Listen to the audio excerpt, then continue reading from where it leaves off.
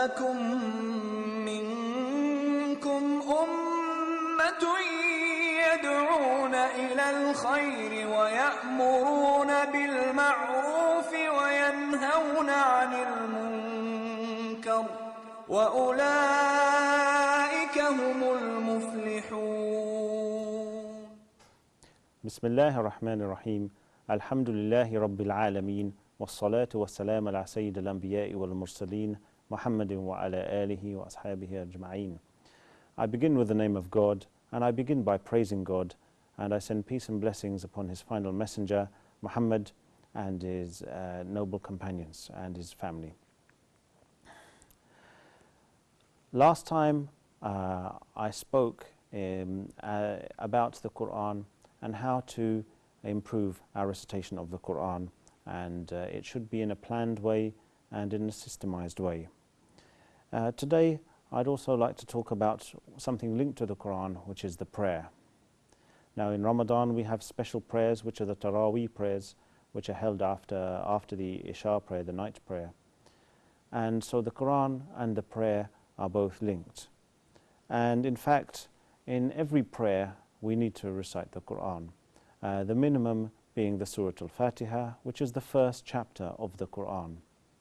And some scholars have said also we need to do at least 3 short verses or 1 long verse as well as that in the prayer.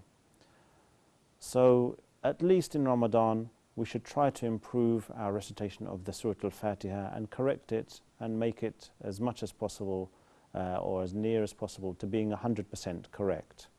And the same with other short verses of the Quran, or short surahs, short chapters of the Quran.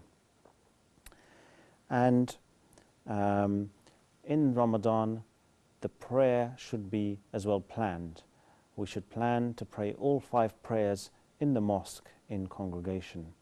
Now this may be difficult for people living in the West, living in non-Muslim countries, or it may be very hard. So at least we should try to make some kind of congregation at our work, if we work with other Muslims, or in our local area, or if not, at least with our family, have a congregation with our family in their house.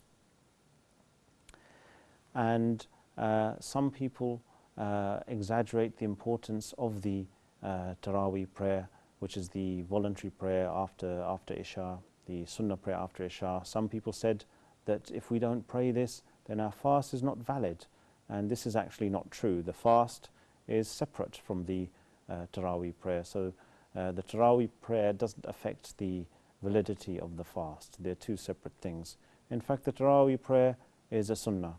And we know from the hadith that the Prophet ﷺ, he came out for this prayer, and then he stopped coming out because he was worried, or he feared that people would make it obligatory.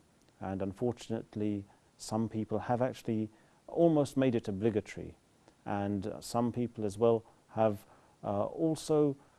they've almost made it obligatory, and they've also left some of the other prayers, and this is a great tragedy for a Muslim to leave any obligatory prayer.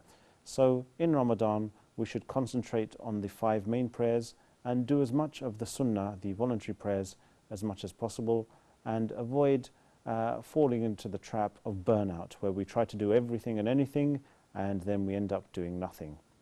So I would just like to leave you on that thought, and also to mention that as well as the 5 prayers, the next prayer in importance is the witr prayer, the odd prayer, which is normally prayed after Isha or after the Taraweeh in Ramadan, and the 2 units of Sunnah prayer before the Fajr prayer. So inside Ramadan and outside Ramadan we should try and keep up with these prayers. So thank you very much for viewing, and inshallah I will see you again soon. جزاكم الله خيرا. السلام عليكم ورحمة الله وبركاته.